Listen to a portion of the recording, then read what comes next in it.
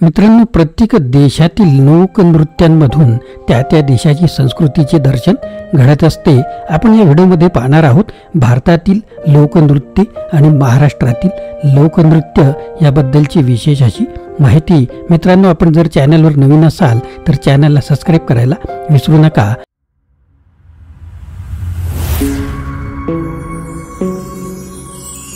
नमस्कार मित्रांनो, माझे नाव आनंद आहे आणि मराठी आनंद यूट्यूब चॅनलमध्ये आपणा सर्वांचे स्वागत आहे। मित्रांनो, भारतातील आदिवासी जमातीत व जनजीवनात लोकनृत्यांची प्रदीर्घ अशी परंपरा आपल्याला आढळते। या लोकनृत्यातून निसर्गाचे व पशुपक्ष्यांच्या हालचालींचे अनुकरण केले जाते। तद्वतच जनजीवनातील दैनंदिन क्रिया व हालचाली यांनीही नृत्य रूपे दिली जातात। भारतीय संस्कृतीमध्ये लोकनृत्य हा राष्ट्रीय संस्कृतीचा अमूल असा ठेवा असून भारताच्या प्रत्येक प्रदेशात त्या प्रादेशिक वैशिष्ट्यांची निदर्शक अशी विविध नृत्ये आढळतात।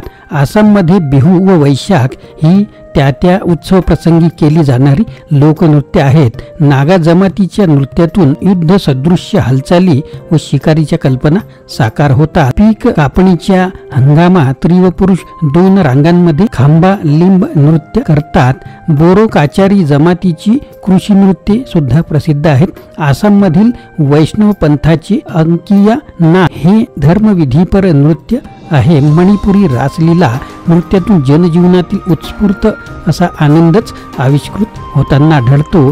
लाय हरोबा या पुरातन लोकनृत्य प्रकार असून त्यात शिव पार्वतीची नृत्यमय उपासना केली जाते। संकीर्तन या धार्मिक लोकनृत्यातून पुंग चोलम करतात।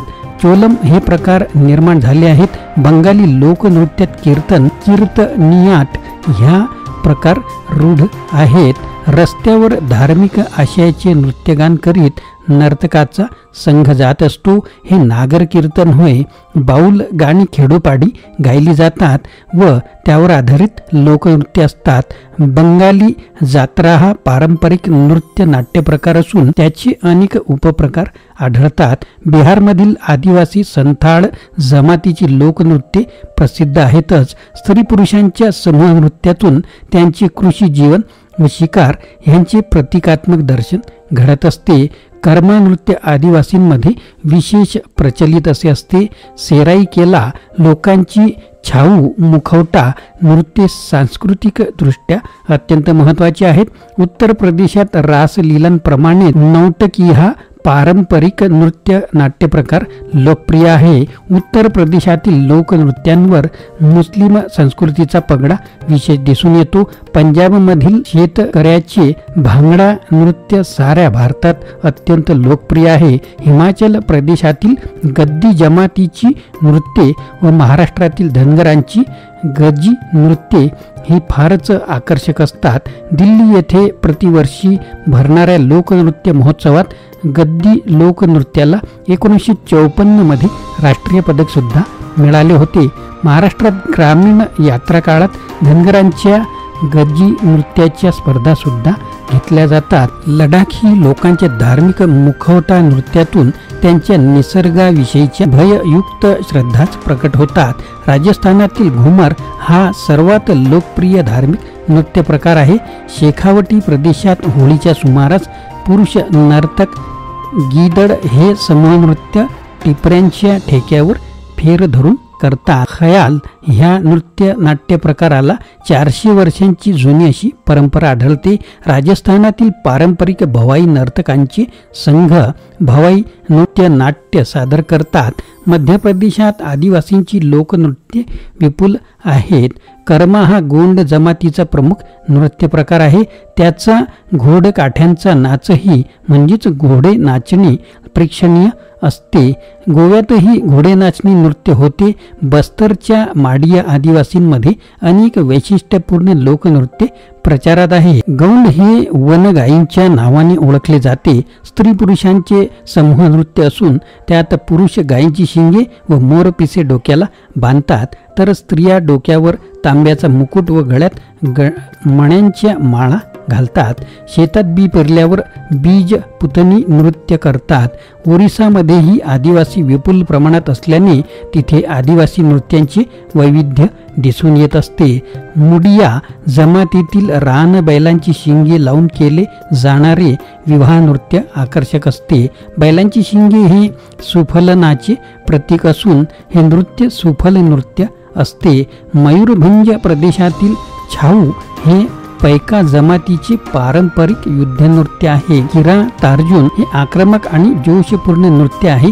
गुजरातमधील गरबा हा अत्यंत लोकप्रिय असा नृत्य प्रकार आढळतो. रासलीला व कृष्णलीला नृत्ये प्रचलित आहेत. पुरुषांच्या दांडिया रास या प्रकारात घुंगरू लावलेल्या काठ्यांच्या तालावर नृत्य केले जाते. टिपणी हा श्रमिक लोकजीवनावर आधारलेला नृत्य प्रकार सुद्धा वैशिष्ट्यपूर्ण आहे. भारताच्या दाक्षिणात्य प्रदेशातही लोकनृत्यांचे अनेक वैविध्यपूर्ण प्रकार पाहायला मिळतात. आंध्र प्रदेशातील भटकी वंजारी या लंबाडी जमात नृत्यांसाठी प्रसिद्ध आहे. तामिळनाडूमध्ये करगम, कुम्मी, कोलाट्टम इत्यादी नृत्ये प्रसिद्ध आहेत. करगम हे मरिअम्माचे पूजा नृत्य आहे. फुलांनी सजवलेले पितळी हंडे डोईवर घेऊन स्त्रिया हे नृत्य करतात.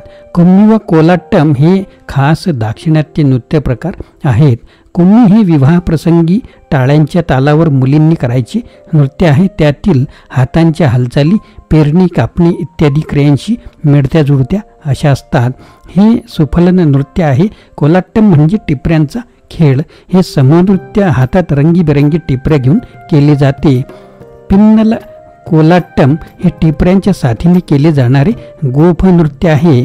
कुरवंजी हा तमिळनाडूमधील कुरव या भटक्या जमातीचा खास असा लोकनृत्य प्रकार भरतनाट्यमचा पूर्वसुरी मानला जातो. उत्तर काळात त्यावर संस्कार होऊन तो राजदरबारी नृत्य प्रकार झाला. तंजावरच्या भोसले राजांनी कुरवंजी शैलीत नृत्य नाट्य लिहून ती दरबारात सादर केली. कर्नाटकातील काही जमातीत भूतपिशाच्यांच्या निवारणार्थ भूतकोलासारखी लोकनृत्य केली जातात. पिकाच्या कापणीनंतर घोडा नाच केला जातो. त्यात घोड्याचा नकली मुखवटा कमरेला बांधून नर्तन करतात. सुगीच्या हंगामात बलाकाट हे कृषी नृत्य केले जाते. करगा ह्या धर्म विधीपर नृत्यात सर्व गावकरी भाग घेत असतात. पक्षगान हा पारंपरिक लोकनृत्यातून उत्क्रांत झालेला नृत्य नाट्य प्रकार आहे. केरळमध्ये मोपला मुसलमानांची कोलकडी हे लोकनृत्य रूढ आहे. मात्र त्याबरोबर गायली जाणारी गाणी हिंदू देवतांशी संबंधित असतात. भद्रकडी हे धर्मविधीपर नृत्य देवळात केले जात असते. ओणम सणाच्या वेळी केरळी स्त्रिया कोई कोट्टीकडी नामक लोकनृत्य करतात. वेलकडी हे युद्धनृत्य पद्मनाभ स्वामींच्या उत्सव प्रसंगी केले जाते. त्यात कौरव पांडव युद्धांचे प्रतिकात्मक नृत्यांकन केलेले असते. तर मित्रांनो, आता आपण पाहूया महाराष्ट्रातील लोकनृत्यांची सविस्तर माहिती. महाराष्ट्राला लोकनृत्यांची समृद्ध अशी परंपरा लाभली असून वेगवेगळ्या भागातल्या विविध नृत्यांतून लोकसंस्कृतीचे मनोज्ञ दर्शन घडत असते. गोंड, भिल्ल, कातकरी, ठाकूर, कोरकू अशा आदिवासी जमातींची लोकनृत्ये निरनिराळ्या भागात रूढ झालेली आहेत. ज्या वाद्यांच्या साथीने ती केली जातात, या वाद्यांच्या नावाने ती ओळखली जातात. उदाहरणार्थ ढोलाचा नाच, तारपीचा नाच इत्यादी.